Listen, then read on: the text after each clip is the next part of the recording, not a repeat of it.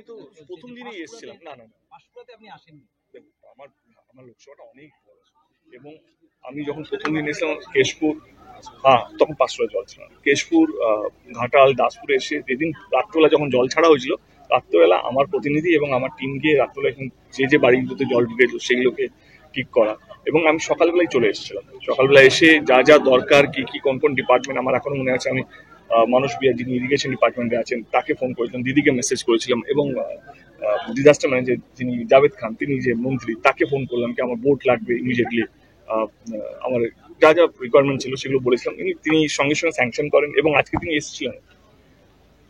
আমি দেখো, সবসময় সোশ্যাল মিডিয়ায় গিয়ে ছবি পোস্ট করতে হবে আমি এসছি তবেই গিয়ে আমি প্রস্তুত, আমার মনে হয় সেই ধারণাটা ভুল। আমি বলছি না কি আমি পুরোটা 100% কাজ করছি, কিন্তু এটুকু বলতে পারি যে যেই নেতারা বা যে পলিটিশিয়ানরা যেভাবে কাজ করছে তার থেকে অনেক বেশি চেষ্টা করছি মানুষকে ভালো রাখা। এবং এটুকু বলবো কি আমি, আমার দল, আমার টিম এবং রাজ্য সরকার প্রস্তুত, এবং সবকটা মন্ত্রী এবং সবকটা ডিপার্টমেন্ট প্রস্তুত কে মানুষকে এই ভয়াবহ বন্যা থেকে বাঁচানোর জন্য, এবং পাশে আমরা আছি। আমি জানেন বাঁধ বাঁধানো, বাঁধ রিপেয়ার করা বললাম বাবু, যে অনেক জায়গা ওভারফ্লো হয়ে যে জলের যা প্রেশার বা জলের যা কারেন্টে অনেকগুলো ক্যানেলে কি বলে বাঁধগুলো ভেঙে জল ওভারফ্লো করেছে। এখন জলটা কমেছে, কিন্তু বাঁধগুলোকে রিপেয়ার করতে হবে তাড়াতাড়ি, কারণ যেই আবহাওয়া দপ্তর যেভাবে বলেছে আবার ডিপ্রেশন শুরু হচ্ছে, আবার নাকি বৃষ্টি হবে 25 তারিখের মধ্যে, আবার যাতে ওভারফ্লো যাতে না হয়, স্মুথ ভাবে যেন জলটা বেরিয়ে যেতে পারে, তার জন্য প্রশাসন থেকে আরম্ভ করে ইরিগেশন ডিপার্টমেন্ট, তাদের চিফ ইঞ্জিনিয়ার থেকে আরম্ভ করে ডিজাস্টার ম্যানেজমেন্ট টিম, এনডিআরএফ এর টিম, এসডিএফ এর টিম, সবাই অ্যালার্ট আছে এবং 24 ঘন্টা ধরে কাজ করছে যাতে 25 তারিখের মধ্যে যত তাড়াতাড়ি যেরকম ভাবে হোক রিপেয়ারটা করা হয়, যাতে আগামী যদি এরকম যদি বৃষ্টি হয় এখন যা বন্যাটা আছে তার থেকে ডাবল যাতে না হয়, এটাই আমাদের প্রচেষ্টা। এলাকায় আপনি যাবেন না? যাচ্ছি তো, আমি সকাল থেকে এলাম। ও তুমি পাঁশকুড়াতে? আচ্ছা আচ্ছা আচ্ছা, আমি সকাল থেকেই ঘুরছি এবং এখনো ঘুরবো, এখন আরেকটা জায়গায় যাওয়ার আছে। এবং আমার মনে হয় সত্যি কথা বলতে গেলে আমি একটা কনফেসও করতে চাই কি আমি গিয়ে ছবি তোলার থেকে বেশি ইম্পর্টেন্ট প্রশাসনিক মিটিং করাটা বেশি ইম্পর্টেন্ট। কোন জায়গায় এখানে এই ব্লকের সমস্ত অঞ্চল থেকে লোক রিপ্রেজেন্টেটিভ এসছে, কোথায় খাবার পৌঁছচ্ছে না, কোথায় ইলেকট্রিসিটি পৌঁছচ্ছে না, কোন জায়গায় নদীর বাঁধ ভেঙে গেছে সেটা রিপেয়ার হচ্ছে, কোথায় জল নেমে গেছে তবু ইলেকট্রিসিটি চালু হয়নি সেটার এরিয়া কে না তারা কাজ করছে, কারণ এখনো ওরা সিকিউরিটি মানে হয় না সেফটি সিকিউরিটি পুরো মেজারমেন্টটা করতে পারছে না, কারণ ইলেকট্রিসিটি শুরু করে দিল, আবার যদি কেউ বিদ্যুতে মারা যায় ইলেকট্রিক কারেন্ট লাগাতে, তা সেটা আরেকটা দুর্ঘটনা ঘটবে, তা সেটা যাতে না হয় তার জন্য যা যা দরকার সেটা আমাদের টিম করছে বা এখানকার প্রশাসন করছে। তো সেইটা অ্যাসেসমেন্ট করাটা আমার কাছে অনেক বেশি ইম্পর্টেন্ট। কোথায় খাবার পৌঁছচ্ছে না, কোথায় কমিউনিটি সেন্টার বা ফ্লাড রিলিফ সেন্টারটা ভালো নেই, তার জন্য কি বন্দোবস্ত করতে হবে, কোন ডিপার্টমেন্টকে ফোন করতে হবে, সবসময় তো সিএমকে ফোন করা যায় না, এবং কোন ডিপার্টমেন্টে কোন চিফ সেক্রেটারি বা কোন মন্ত্রীকে ফোন করে সেই জিনিসগুলো আনা যাবে বা সেই ব্যবস্থা করা যাবে, সেগুলো আমার মনে হয় সেটা বেশি জরুরি। 2024-এর ভোটের প্রচারে তৃণমূলের অন্যতম স্ট্রাইকার ছিলেন দেব বা দীপক অধিকারী। আপনি বিভিন্ন জায়গায় গিয়েছেন, কিন্তু আপনার নিজের লোকসভা কেন্দ্র সেখানে এগুলো তো ল্যান্ড ওনার সঙ্গে কথা বলতে হবে। আমার মনে হয় সব যদি ঠিকঠাক থাকে তো বাই জানুয়ারি থেকে আমরা কনস্ট্রাকশন মানে এক্সিকিউশনে আমরা নামতে পারবো। তো যেই ঘাটাল মাস্টার প্ল্যানের প্রতিশ্রুতি আমরা দিয়েছিলাম, সেই প্ল্যানিং এবং এক্সিকিউশনটা আমার মনে হয় জানুয়ারি বা ফেব্রুয়ারি থেকে কনস্ট্রাকশনের কাজটা শুরু হয়ে যাবে।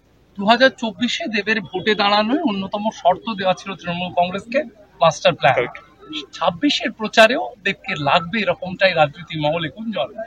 শর্ত থাকবে কিছু? না না, আমার কথা হচ্ছে কি শর্ত একটাই কি ঘাটাল মাস্টার প্ল্যান যদি কাজ শুরু না হয় তো আমি কোথাও নামবো না।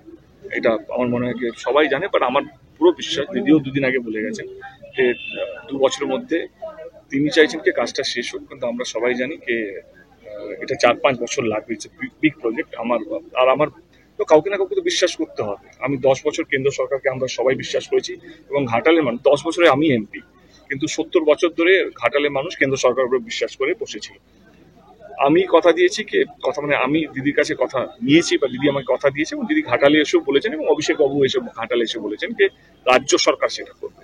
এবং দিদিকে আমি যতটুকু চিনি তিনি যা কথা দেন সেই কথা রাখেন, সেটা কন্যাশ্রী হোক, লক্ষ্মীর ভান্ডার হোক, যাই হোক, যেই প্রকল্পগুলো তিনি বলেছেন সবকটাই রেখেছেন। এবং সেই বিশ্বাস থেকে এটা বলা যায় কি 2026-এর আগে কাজ শুরু হবে এটা বলাটা ভুল হবে, কাজ অনেকটা এগিয়ে থাকবে। মানে শুরু হওয়া তো মানে এটা নয় 2026-এর জানুয়ারি থেকে এক্সিকিউশনের কাজটা শুরু হচ্ছে, এটা নয়, মানে 2025-এর মধ্যে কাজটা শুরু হবে। 2026-এ যখন ইলেকশনটা হচ্ছে তখন অনেকটা কাজ এগিয়ে থাকবে, এটা আমার বিশ্বাস। এখনো বহু জায়গায় জলমগ্ন হয়ে গেছে এবং প্ল্যানিং একটা বিশেষ করে ইন্টেরিয়র এরিয়া যেগুলো 26-এর প্রচারে কি আবার দেখা যাবে দেবকে? না, দেখো আমি একটা কথা বলি, ঘাটাল মাস্টার প্ল্যান এমন একটা প্ল্যান যেটা 3 মাসে সম্ভব। মানে আমি জিতেছি জুন মাসে, রাইট? আজকে সেপ্টেম্বর, 3 মাসের মধ্যে যদি কেউ ভাবে কি ঘাটাল মাস্টার প্ল্যানটা প্রতিশ্রুতি দিয়েছি বলে 3 মাসের মধ্যে রেডি হয়ে যাবে, সেটা তো ভুল। Ghatal master plan is a plan of 5 years, মানে 5 বছর লাগবে প্ল্যানিং থেকে এক্সিকিউশন। 3 মাসের মধ্যে আপনাদেরকে জানিয়ে রাখি, ল্যান্ড রিকগনাইজেশন, যেই ল্যান্ডগুলোর উপর থেকে নদী কাটা হবে, কারণ 4 থেকে 6 কিলোমিটার একটা নদী কাটতে হবে, এই ল্যান্ডটাকে মানে করতে হবে, রিকগনাইজ করতে হবে, সেখান থেকে ভ্যালুয়েশন বার করতে হবে, তারপরে আরেকটা দপ্তরের কাছে যাবে, ফাইন্যান্স ডিপার্টমেন্টের কাছে, তারা এই ল্যান্ড যারা ওনার আছে তাদের সঙ্গে নেগোসিয়েশন শুরু হবে। এবং অনেকগুলো জায়গা যেখানে বাজার বসে গেছে, সেখান থেকে বড় বড় জেসিবি ঢুকতে পারবে না, সেই বাজারগুলোকে সরাতে হবে, তাদের সঙ্গে কথা বলা।